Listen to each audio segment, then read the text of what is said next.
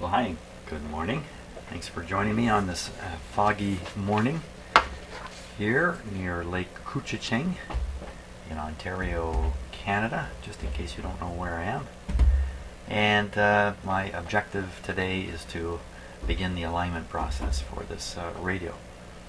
I've done this a number of times over the years, but I've never done it with 100% care to bring this receiver up to its true full potential. Now, maybe it's been there, I don't really know, but I suspect I've never aligned this radio 100%. So that's what I'm going to do. Now there's a couple of stages in doing the alignment. Just like all radios, the first stage is the IF part of the radio, which is back in here. And a few other things come along with it, like BFO and stuff like that. And then the second stage is aligning the RF amplifier and the high frequency oscillator, which are down in here. This is a very, very tricky part of the alignment on this radio. You need a long screwdriver to go in these holes here. Reach way back in there to engage some screws, or adjustments I should say. I think they're capacitors. No, there's capacitor and a coil too you have to get into contact with. And there's sets of these. When you change band, they actually rotate away, and another set of screw adjustments appears way down in these holes. It's very tricky to do this part of the alignment. So that's the second part. The first part is the IF, which should be fairly straightforward. So I have the sheets. Now I still haven't found my own manual for this radio, the absolutely correct manual. So I'm still relying on a information from a manual that's actually for a slightly different version of this radio. But I doubt it has any bearing on the alignment. So we can proceed along with this, and if something weird starts happening, I'll have to stop and really hunt down the correct information. So makes this statement in here, which is generally true of all radios, and it's written right in here. So I'm going to read it just under the opening paragraph here before you do anything. Here it is. Under normal service, the receiver will stay in alignment for extremely long periods of time. Consequently, realignment should not be attempted unless all other possible causes of a particular trouble have been eliminated, which is where I think I am. I don't think there's anything seriously wrong in this radio at this point. When it has been determined that any realignment should be attempted, a great deal of caution should be exercised in making the adjustments, as any required adjustment should not entail more than a slight angular motion of the adjusting screw. Yeah, so they're warning you very strongly here that chances are you shouldn't turn any of these adjustments. Now, when I first got this radio, it wasn't long before I had a screwdriver into these. So that didn't last long in the early days. I have certainly learned to be a lot more cautious with all radios when it comes to alignment. But sometimes when you're doing an alignment, you can't just turn the screw a little tiny amount. You need to turn it a lot to see the variation in the meter to become reassured that you're close to the peak and that kind of stuff. So now, mind you, these radios could have been worked on under battle conditions, literally dragged behind the line, back of the front where the battle's going on, into some haphazard shop where some guy, by the light of a weak light bulb, is reading this kind of stuff and trying to fix their radio so they can get on with the war.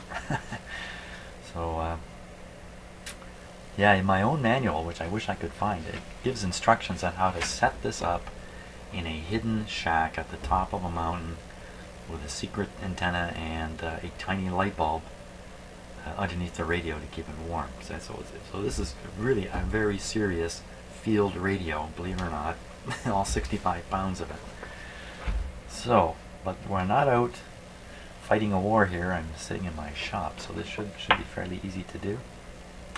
Alignment of the IF stages. Now I'm not going to read all this to you because it's an awful lot of stuff, but a lot of the instructions are contained in the text here, not in a chart somewhere like most radios.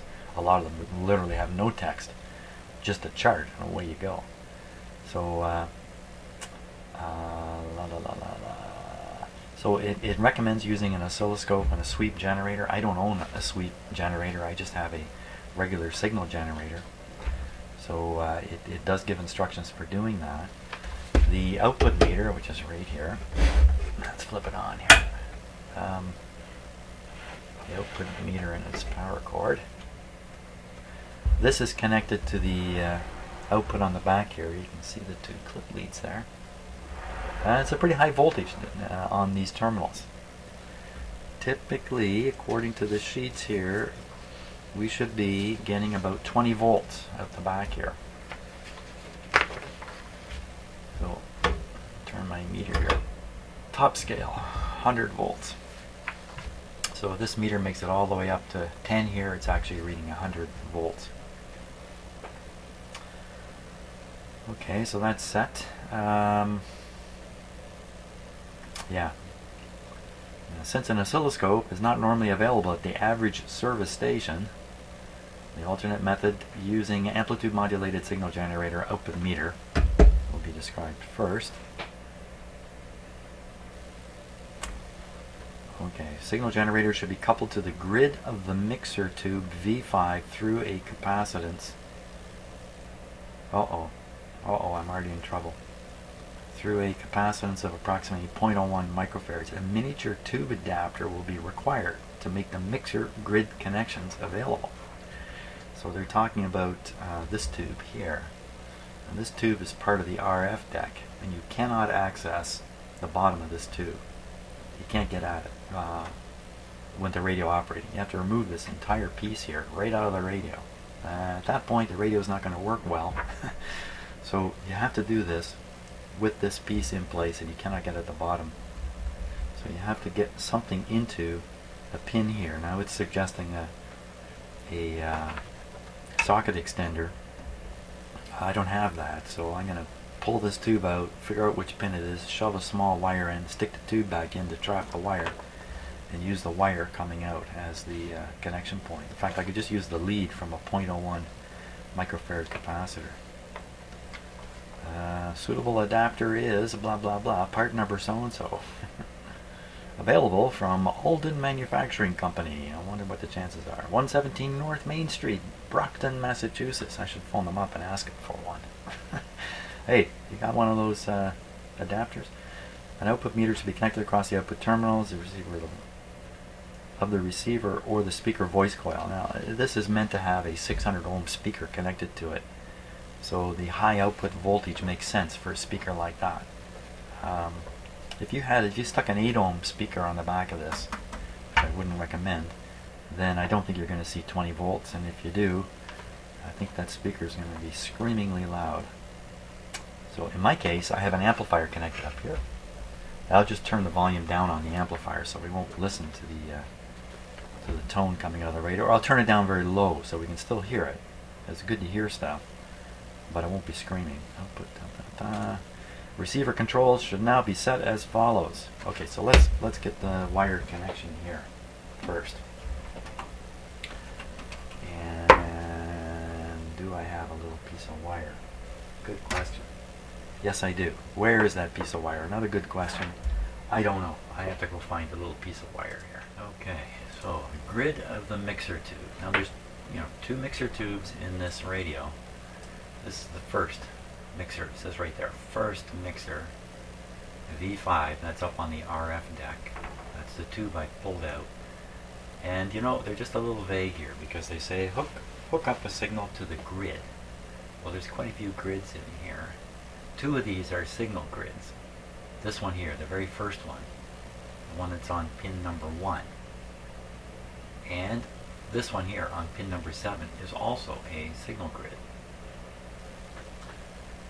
I'm going to guess they're talking about pin number 1 here. This grid is coming from the oscillator circuit here. That's the oscillator tube. So I'm going to go on pin number 1. Stick my capacitor lead in there, and I got a little piece of wire ready in case I can't actually put the tube in with this lead sticking out. Now the trick here, there's a trick to this. If I'm not careful, wire, bare wire is kind of ground out on there. So I need a little piece of sleeving here.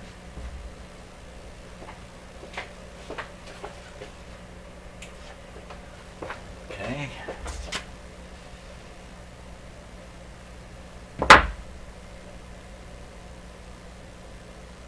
Piece on.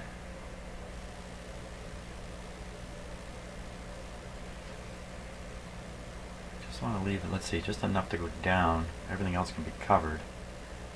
So we just want to leave a little bit here.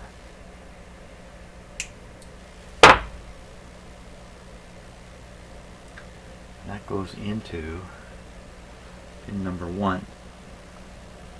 Pin number 1. Pin number 1. This would be pin number 1 here. Okay, now I'm going to try to stick the tube back in. We'll see what happens here. It's a fairly big piece of wire, so I'm hoping it's just going to push it into a corner, so to speak.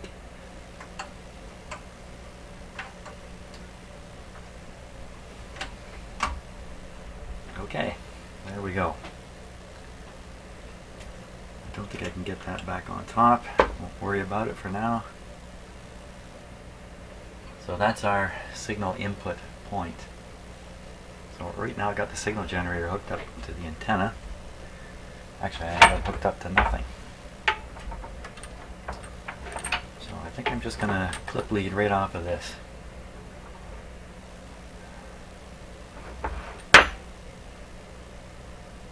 Maybe I can stick it in here. No. Or do I have a better wire? Do I have a better wire? Let me look for a better wire. Off I go. Okay, so I have a connection now between the signal generator output, which is on this lead, and the grid of the mixer tube as described in the instructions. I'm using clip leads here. It's not the best arrangement, but that's the best I can do at the moment. I don't think there's going to be any problem with that myself. So now all these controls have to be set a certain way here on the front of the radio. I have them all listed here, so let's start off with selectivity, C text. Now in the text for this starting point it says set the selectivity to 3 kilocycles or 3 kilohertz. I've done that. Send receive on receive. Okay, that's on receive. And modulation, CW switch on modulation, that's set. Phasing set to the arrow. Phasing set to the arrow. There's no arrow on this control. So I'll just set it, I'll set it to 0. I think that's really what they mean here. 0. AVC set to manual. Okay. There we are. That's the switch down here where my finger is on manual. So the AVC is disabled now. Audio gain set for approximately 20 volts, so we'll set it on 0 to start. RF gain C text. Advance the RF gain control to maximum. So we'll leave it, well, when I turn it on, it starts at 0. So when I switch the radio on, we'll move it up later. Band switch, 1.35 to 3.45 band. So you watch this pointer here. Ooh. There we are. 1.35. That's here. Kind of curious, eh? This pointer just rides up and down as you change bands. What a kind of a clunky way of doing it, but okay. So we're on the right band. Set the signal generator frequency to 455 kilohertz. Okay. Through all these wires here, you should be able to see that. Yeah, 455.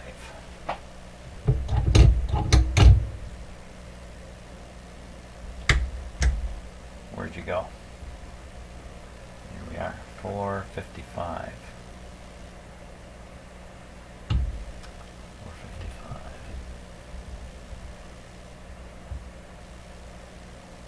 Okay, now I should really calibrate, just so we have some idea where we're at. I should calibrate the output on this. So to calibrate it, this goes full.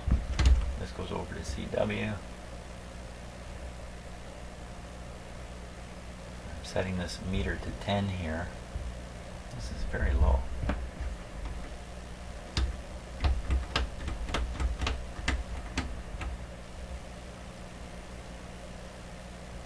There we are.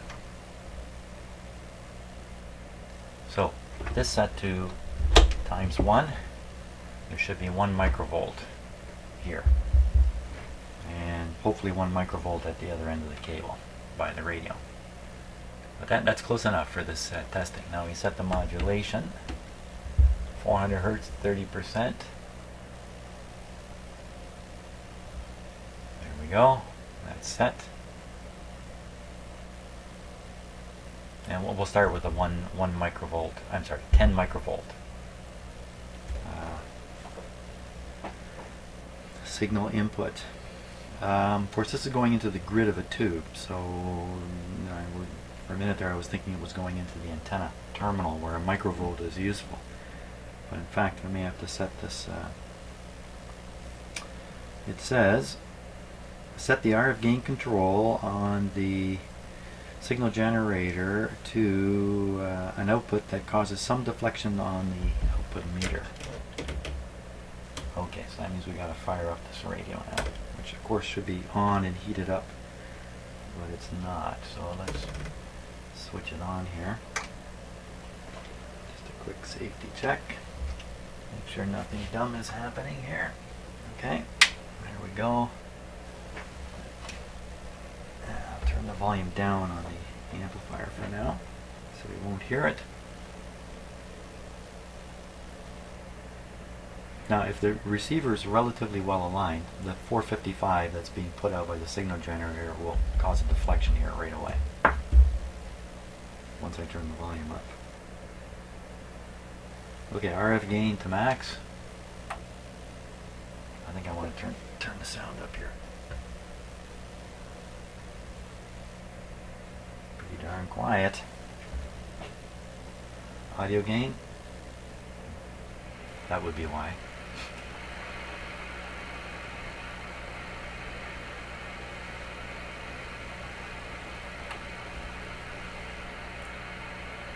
Okay, now we'll just fool around with the signal generator frequency a little bit here.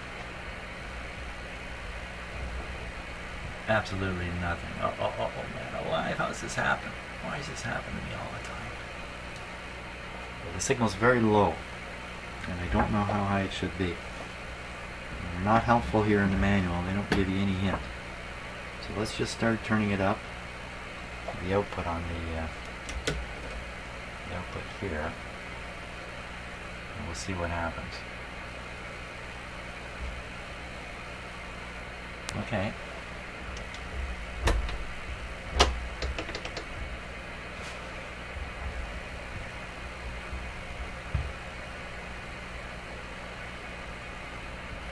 Nothing comes the answer. Wow. Okay, we'll go up a little higher here. Oh. There we are. Now it's showing up. Not showing up on here yet. Why am I hearing no... I don't hear the modulation at all. Let's go up another step. And there it is. Still nothing here.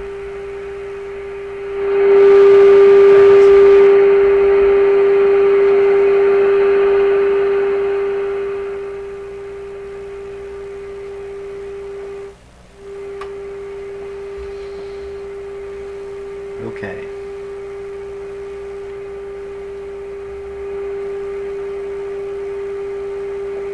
Let's just check this.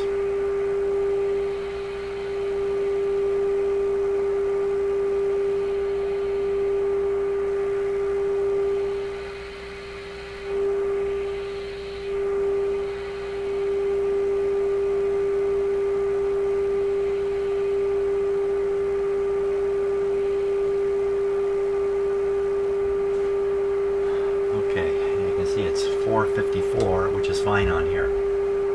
this is not accurate on the last digit. It might be 455 now, it might be 453 when it's set, when it reads this. And I think it's a little bit higher than what the reading actually is. Later on we'll correct the 455 based on the crystal inside the radio, so it won't matter. But as a starting point, 455 is the place to start. Okay, so adjust for some deflection. There's the deflection. Refer to figure 3 for the location of various alignment adjustments. And that's this chart here with all this stuff on it, which I will refer to. It's getting exciting here. Okay, first one, adjust L42 and a bunch of other L's for maximum output, reducing the signal generator output and the RF gain control as required to prevent overload or excessive output. So I think we're supposed to hang around 20. That's where 20 is on this meter now. So we're right there. I can turn the tone off here. I think we need to hear it now. We can check it as if we get a little concerned here. Now turn the selectivity switch to narrow position, point 2, adjust signal generator. Yeah, so that's where you correct the signal generator to suit the radio. Because there's a crystal in here, I cannot escape, I cannot ignore the frequency of the crystal. So we get close with 455, then we use the crystal on the radio, which is going to be slightly off. And then we tune to the crystal in the radio from there on, if you follow what I'm saying. So L42, 41, 39, 38, 36, and 32. So where are these? L42. So 42.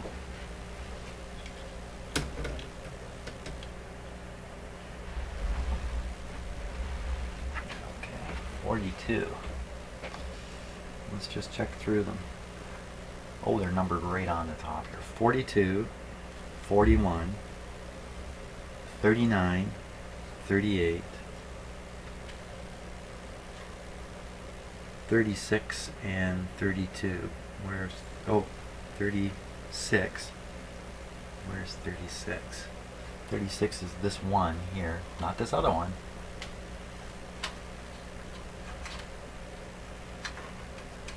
Just this one. 36, and then 32. 32 is actually way down here, down in here. So adjust all those to get a maximum output on the meter. Now, usually these alignment instructions are provided on the assumption that the radio is actually quite a ways out, even though it says you should only have to tweak it a little bit. So that's why we're starting right off the bat with 455 and not utilizing the internal, what they call internal crystal frequency of the radio itself at this point. So we're going to go through this process, probably find very little change is required, and then we'll align it to the actual crystal that's in there. I need a little bitty screwdriver here. Okay, let me hunt down, I gotta hunt down the right screwdriver. Okay, so I've left the radio running now for, I don't know, half an hour or 45 minutes while I do other things, just to ensure the radio is stable. And I do notice that this meter has changed. So I'm going to change the frequency setting on the signal generator and just see if things have drifted a bit. Here we go.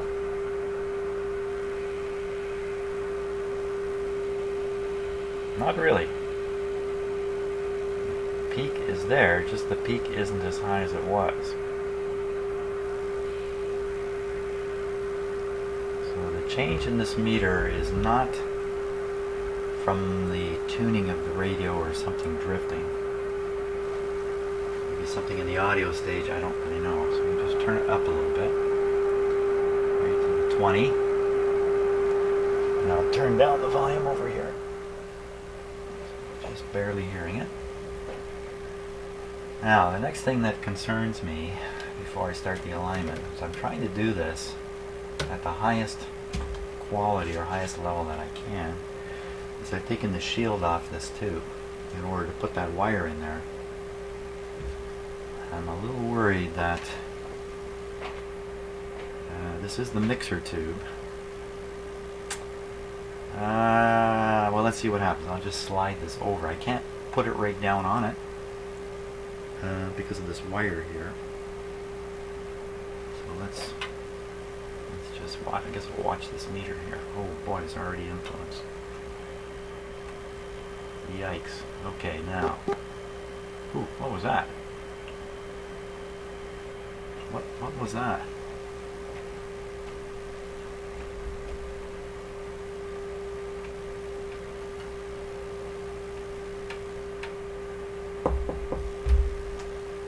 Uh-oh.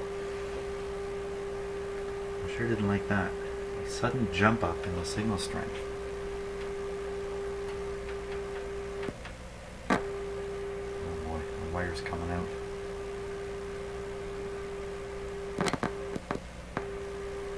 I don't know what that jump up was. Now my options here. Leave this off. Don't worry about it.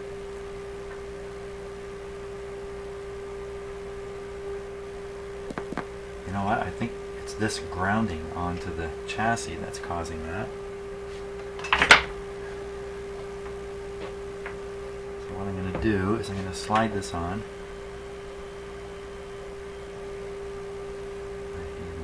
Fingers are even influencing it here. Okay, so this wire's on ground now.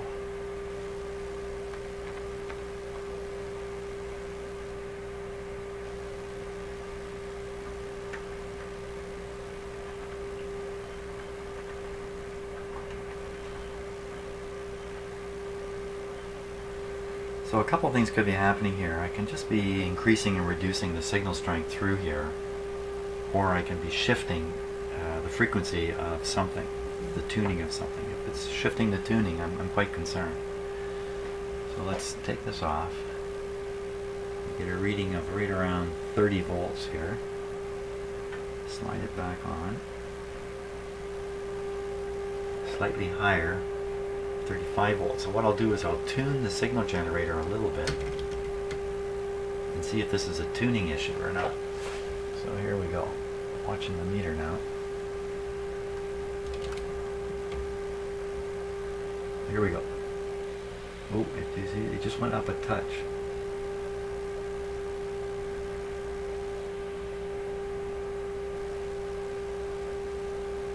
Okay. Now slide this off. Slightly lower. Tune again.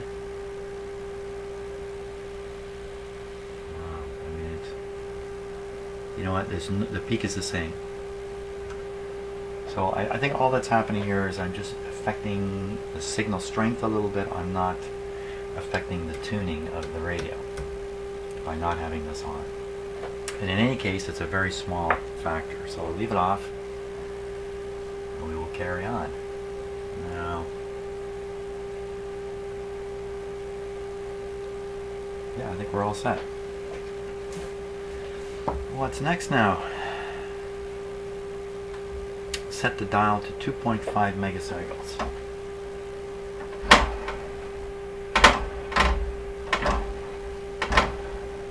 For some reason. There we are. 2.5 megacycles. RF gain is full. 30% modulation. Yep. On the signal generator. Selectivity switch 3, I'm sure, 3K. Let's just wiggle this a bit because this switches need to be, I should really clean these switches here.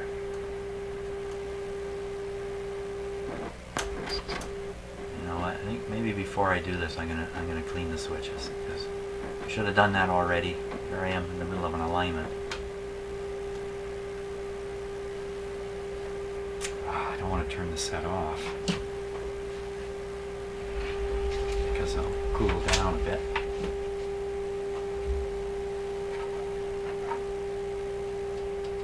Okay, that's snappy sound was a clip lead jumping. It's still on. Clip lead for this. Okay. Here's the switch up here. And here,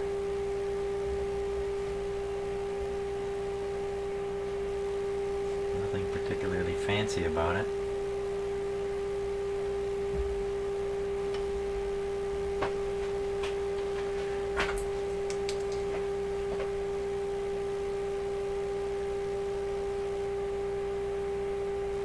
It's made of a material that seems to me to be very clean. You know, of course, this is made with some of the best materials going at the time.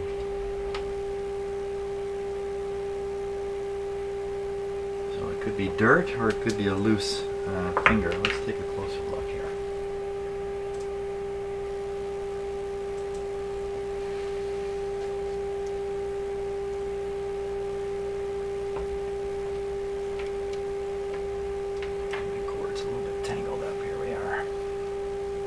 Bearing in mind this radio is switched on.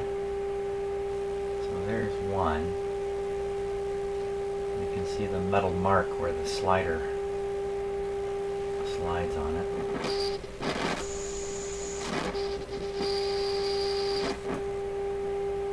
And here's another wafer here.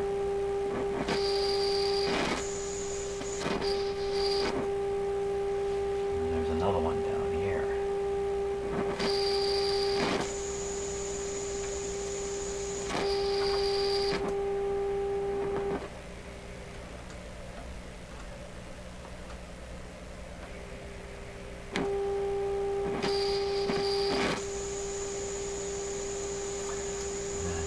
Some on the back side too.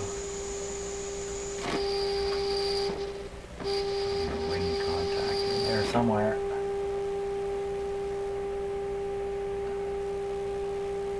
I don't see it. There's.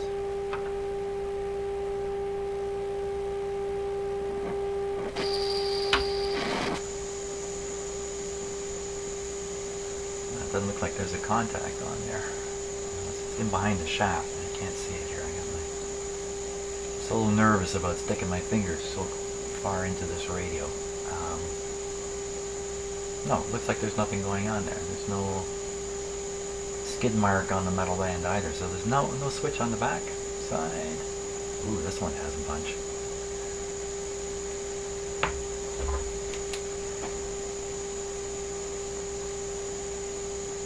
Yeah, a whole bunch of them back there. How to clean this?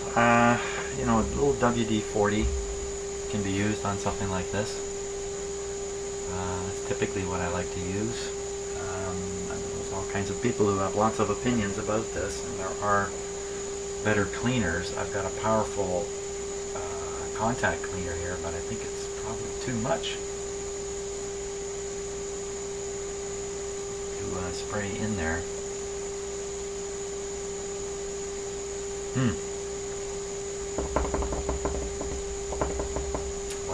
What to try? How about a little bit of alcohol? Maybe that's a better thing. Okay, I gotta go off and search alcohol.